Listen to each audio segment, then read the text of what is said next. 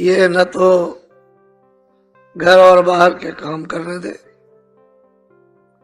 और न ही कोई भजन पूजन पाठ या पढ़ना लिखना या इबादत करना, ये भी नहीं। सुस्ती आलस सब चीजों में नुकसानदेह है। हर काम में चुस्ती रहे, फुर्ती रहे तो काम सब ठीक होते हैं। आज देश के जितने भी काम हो रहे हैं सब सुस्ती के, लापरवाही, बेफिक्री, कोई अपना काम नहीं। ये नुकसानदेह है किसके लिए? अपने लिए, अपने मन पर, अपने दिल दिमाग पर इसका बहुत ही खराब जमा होता है। ऐसे लोग अपना आत्म कल्याण नहीं कर पाते। जो काम जिसको दिया गया, जिसके द्वारा शरीर अच्छा होती है, रोजी रोटी चलती है, वो काम तो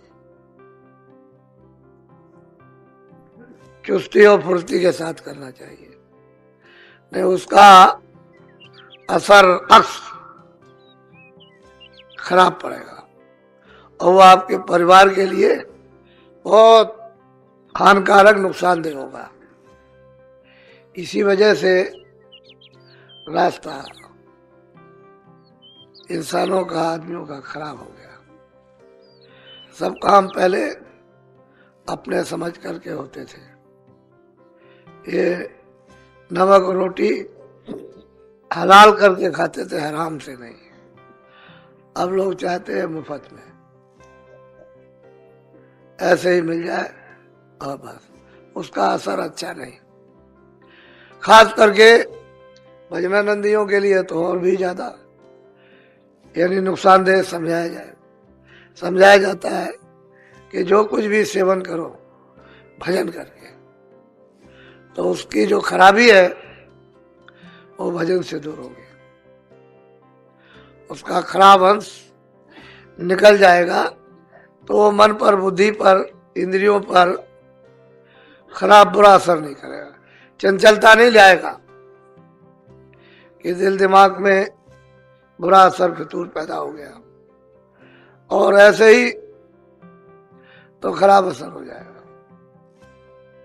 वैसे भी जब सात्विक है, नेक पवित्र है, जब पाक कमाई खून पसीने की होती थी, तब भी लोग कहते थे कि भाई देखो ये अन्न तुम्हारे लिए अच्छा नहीं है, भजन करो। और अब तो चारों तरफ से अशुद्ध है, अपवित्र है, गंदा है, तो ये कोई आपके लिए अच्छा नहीं। जो महात्मा पहले शुद्ध समय में, अच्छे पवित्र नेक समय में कह कर के गए हैं, अब तो मतलब ये है कि वो कुछ नहीं है। उस पवित्रता के लिए इतना उपदेश कर गए, ये तो गंदगी आ गई। जैसे आंधी चलती है तो मट्टी घरों के अंदर चली जाती है, चाहे जितने दरवाजे बंद कीजिए, अंदर चली जाएगी मट्टी और घरों को गंदा कर देती है। ऐसे ही ये गंदगी है। जब सच्चा भजन करोगे और सूरत को, रूह को अंदर बैठा कर नाम के साथ, उस प्रकाश रोशनी के साथ जोड़ोगे, तो ये असर नहीं करेगा, नहीं तो बहुत बड़ा असर होता है। तो कहने का मतलब यह है कि सुस्ती ने घर भी बर्बाद किया और दफ्तर भी बर्बाद कर दिए और खेती भी बर्बाद। क्योंकि पहले लोग जो है किसी का कर्जा लेते नहीं थे, बहुत मुसीबत, बहुत अड़चन, तो चुपचाप किसी के घर से ले आए और चुपचाप उसको दे आते थे। ना वो कभी कुछ कहता था लेने वाला न देने वाला। ये मुदी ढकी, अब तो डुगी पीट कर ढंडोरा पीट कर पहले गांव में सब जगह ढंडोरा पीट रहेंगे कि 3 लाख रुपए 2 लाख रुपए सरकार से ले रहे हैं इस काम के लिए। ले लिया, कुछ बीमारी में, कुछ शादी विवाह में, कुछ इसमें उसमें खर्च कर दिया। जिसने लिया था वहां तो लगाया। अब सारा देश का कारखाने वाला, खेती वाला, ये सब के सब दफ्तर वाले बहुत परेशान हैं, क्योंकि वो तो डुगी पीट डाली आपने। सब जान गए कि आपने कर्जा लिया, तो ये तो मालूम हो गया कर्जा उतर नहीं सकता। ये तो बाहर का लेन देन का कर्जा है, लेकिन कर्म कर्जा वो और भी गहन है, वो तो बहुत मुश्किल है। ये बहुत बारीकी नहीं थी, ये मोटी मोटी चीजें थी जो अच्छे लोग हर जगह अपने व्याख्यानों में अपनी तकरीरों में समझाते थे और बताते, तब लोग अच्छे थे। अब तो जो है सबके सामने है, तो हालात देख रहे हो। सुस्ती दूर करनी चाहिए और भजन में थोड़ा घेर गार करके मन को लगाना चाहिए, क्योंकि जब घर से चलो, ये आश्रम चल रहे हैं तो वहां छोड़ के चलो। ये नहीं कि तुमने सूप बांध लिया, संसार को बांधे हुए चले आए, यहाँ बांधे पड़े हुए हो बस। अरे उसको थोड़े समय के लिए छोड़ दो कि भाई तुम यहीं रहो, मैं अभी लौट के आता हूं, तब तुमको देखूंगा, तो फिर ये काम करो। जब यहां से जाओ तो फिर उसको करो, तो यहां से पकड़ के ले जाओ और उसको करो तो उतना असर व्यापेगा नहीं। नहीं उसको बांध के ले आते, यहां से कुछ ले नहीं जाते हो।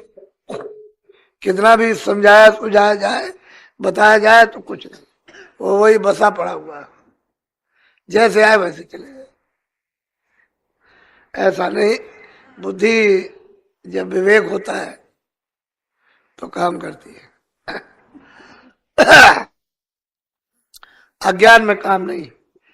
जब महात्माओं के पास लोग जब जाए, सत्संग सुने, तो सूझबूझ अच्छी बात पकड़ ले और अपनी जो खराब कमजोर है उसको छोड़ दे, तो जल्दी काम होता है। बोलो। अटक जग में भटक में क्या मिले। महापुरुषों ने कहा है कि भाई तू यहाँ किस बात में अटका हुआ, जो तू यहाँ पर रुका पड़ा हुआ है, ये सब भटक है, भ्रमना है, सुबह संदेह, इसमें फंसा रहेगा। इसमें है क्या? बड़े बड़े शहंशाहों के, राजाओं के, बादशाहों के, ये ऐसे ही सब छोड़कर महल माल असबाब बाल बच्चे ऐसे चले जाते हैं, कुछ नहीं। कहने को शहंशाह, कहने को बादशाह, कहने को राजे, कहने को धनी मानी, तो कहते हैं तो यहाँ अटक गया और अटक कर भटक गया। अब ये अटक और भटक जब तक कि सच्चे फकीर महात्मा नहीं मिलेंगे, तब तक तेरी कोई मिटा भी नहीं सकता। तो इतनी दूर अटक और भटक गया कि उधर से वहां वो जाएंगे नहीं, तू वहां से लौटेगा नहीं, तो उधरी का उधरी चला जाएगा। ऐसे ही चले जाते हैं लोग, कितने लोग आते हैं, कितने चले जाते हैं। इस जर जमीन को कहते हैं मेरी मेरी मेरी, ये किसी की नहीं, न किसी की है न किसी की होगी, कह सब रहे। इसी पर तमाम लड़ाइयां, तमाम झगड़े विवाद इसी पर खड़े हो जाते हैं। अरे काम लो, एक व्यवस्था है, उससे काम ले लो, अटको नहीं।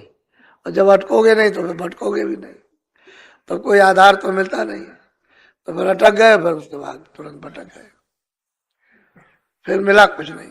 तब तक समय पूरा हो गया, बस मकान मालिक ने कहा कि चलो निकलो, जो जहाँ है बैठा है, सो रहा, खा रहा, चल रहा, बाहर है, नीचे है, ऊपर, बस कहले कुछ, कह मैं जरा बात कर लूँ, कहले कुछ नहीं, चलो भी, और वही से ले गया। खबर आई कि वो तो चला गया, बस चला गया, बस चला गया, क्या ले गया, जिसमें अटक रहा था उसमें अटक गया, मिला उसको जीवन में क्या। तो इसलिए अपनी जिंदगी में वो चीज की तलाश खोज करो जो आपके काम आए, और अटक भटक मिट जाए वो ताकत, वो शक्ति, वो इल्म, वो ज्ञान अपने जो काम आ जाए, और वो जीवात्मा जो है नजात यानी मुक्ति मोक्ष, उस मालिक का दीदार दर्शन करे, वो रास्ता चलना चाहिए। लेकिन जब फकीर मिलेंगे तभी हो सके। बोलो। खाटा के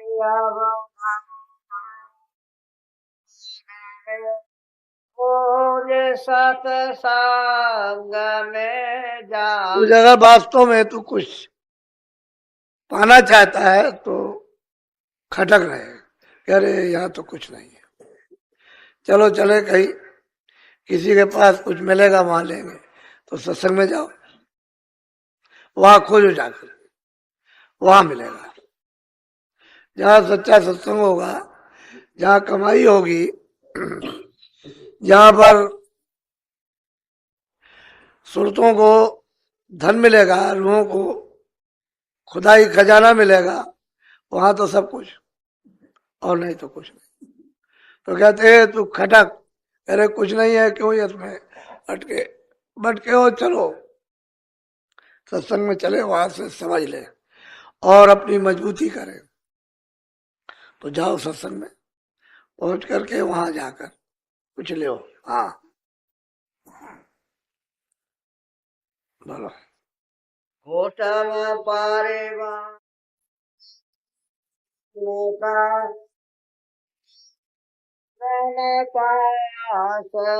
कहते हैं कुटुंब परिवार दोस्त मित्र यार ये थोड़े ही दिन के साथी होते हैं, और वो भी कैसे साथी कि धन रहेगा तो साथ देंगे, नहीं तो कोई नहीं, पास फटकने वाला नहीं है। इसी से पता चलता है कि अपना कोई है नहीं, कोई दोस्त मित्र और घर वाले नहीं है। घर वाले भी झिड़क देते हैं।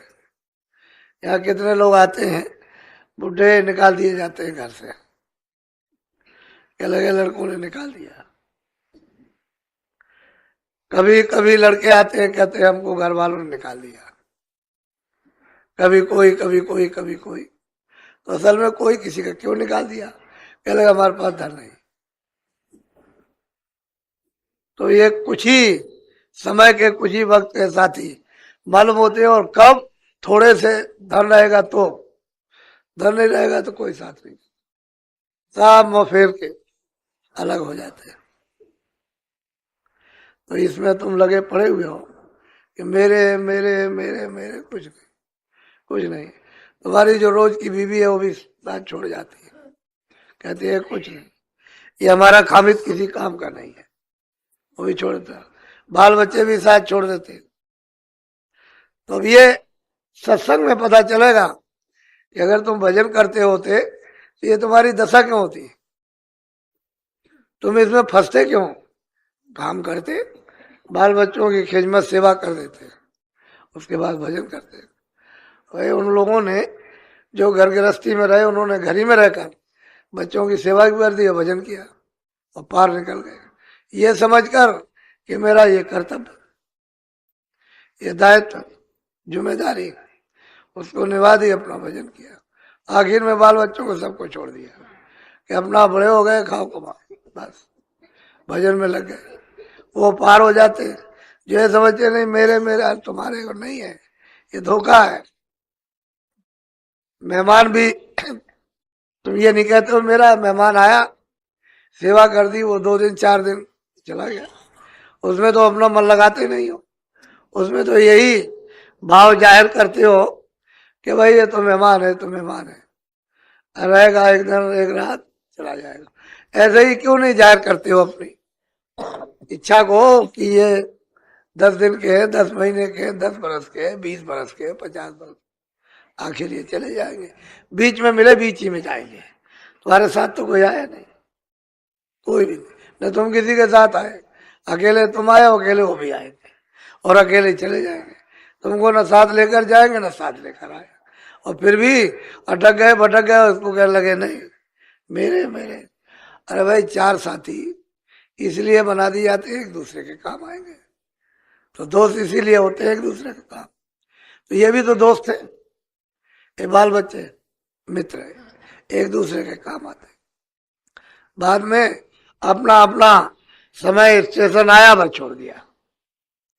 ये तो स्टेशन है, चली जा रही है गाड़ी, भाई मतलब यह है कि अब तो हमारा आ गया, हम तो उतरेंगे बस।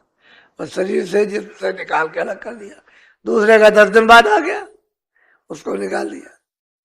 तो ये देखो संसार की चक्की किस तरह से ये पहिया चल रहा है, उसके मुताबिक विचार करो और वैसा ही काम करो। उलझ गए फंस गए तो बस खत्म। बोलो। जगत के बात कर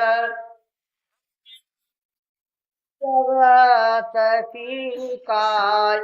कहते हैं कि संसार को अच्छी तरह से समझ के बच करके होशियारी के साथ जो कर्मों की जुग जुग की जो काई मैल गंदगी जो जमा है दिल दिमाग पर अंतःकरण पर, जिससे मन बुद्धि ये सब के सब गंदे हो गए, कहते हैं तुम जाओ उस फकीर उस महापुरुष वो धोबी है, वो धो देगा।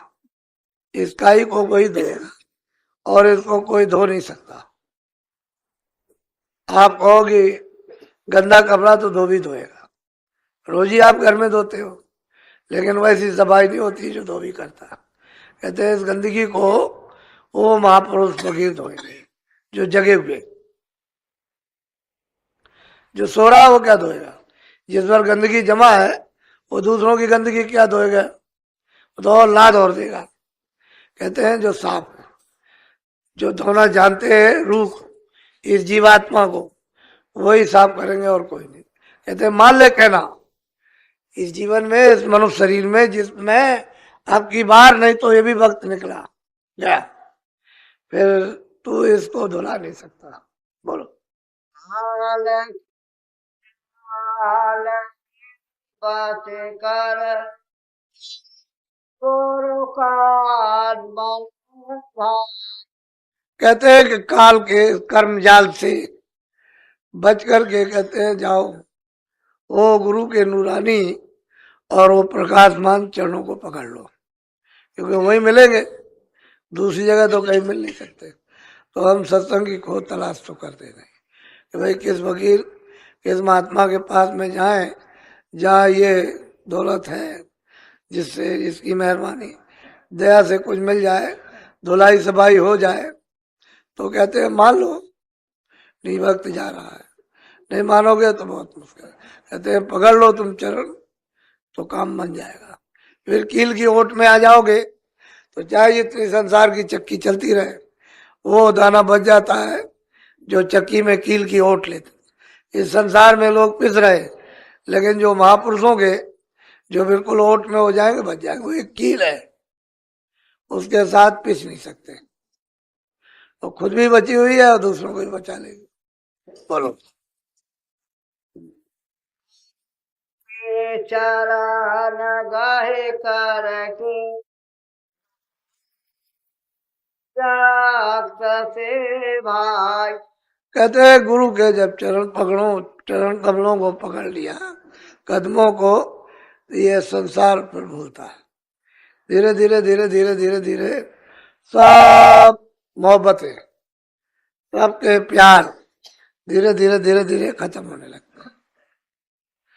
तो ये काई है, काई मैल, इसको कहीं फिसल गए तो गए, फिर उठ नहीं सकते हो, जो गिरे तो चले गए। तो कहते हैं काई है, गुरु के चरणों के पकड़ने पर ये जाएंगे, तब इसको भूलोगे।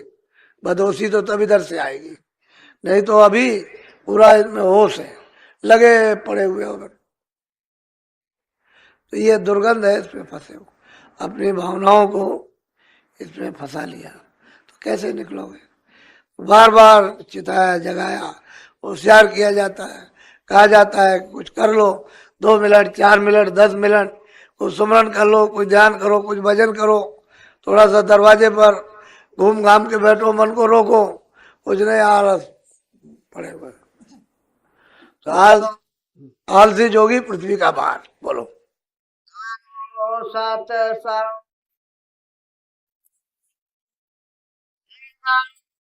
पार पहुँचाई। कहते हैं कि सत्संग करो गुरु के संग।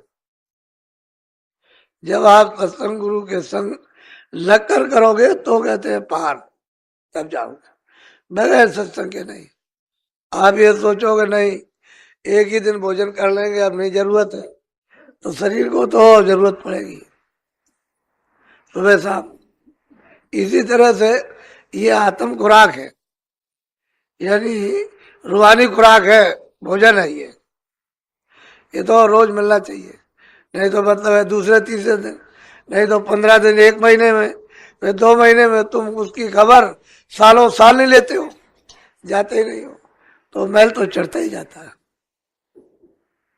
ज्यों कहते हो चढ़ता चला जाएगा तो तुम दूर हो जाओगे। तो कहते हैं गुरु के संग साथ होकर के पार उतर जाओगे, बगैर मुर्शिद के पार नहीं उतर सकते। बड़ा लंबा चौड़ा पाठ है इस भवसागर का, वासनाओं का, इच्छाओं का, ख्वाहिशों का। गुरु के पास जाओगे तभी ये तमाम जुग जुग की और कितने कल्पों की ख्वाहिशें तुम्हारी तब ये खत्म होगी। जब इसके तार कटेंगे तो गुरु के संग से इसके तार कटते हैं, जैसे जैसे कटते जाते वैसे कम होती जाती और समझ आती जाती है। नहीं तो किसको समझ है, फंसे पड़े हुए। बस करो। बोलो जय गुरुदेव। अब आप पंथी मार लो। जय गुरुदेव। 23 तारीख हो गई। अब समय धीरे धीरे धीरे धीरे भंडारे का आ रहा। सब लोग जिस उद्देश्य के लिए आए हो कि चलो पहले कुछ सेवा कर देंगे, तो आप लोग उसमें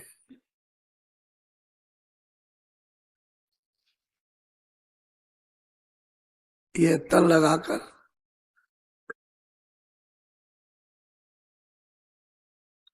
सेवा करो, जिससे हमारे जिले के इलाके के लोग आए तो ये सुने कि